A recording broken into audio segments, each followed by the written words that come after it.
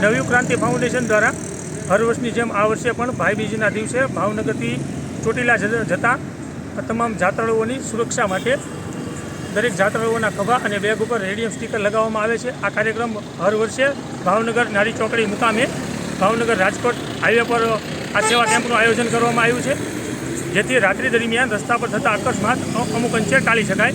આ કાર્યક્રમમાં હું શશીભાઈ સરવૈયા, નવી ક્રાંતિ ફાઉન્ડેશન અધ્યક્ષ, ટ્રસ્ટી રોહિતભાઈ કણવી તેમજ ટ્રસ્ટી સંજયભાઈ રાઠોડ તેમજ યુવા કાર્યકર ભાવિકભાઈ ખીમસુરિયા સહિતના કાર્યકરોએ સેવા આપી હતી। તે બદલ સંસ્થા સૌનો આભાર માને છે। આભાર, જય હિન્દ।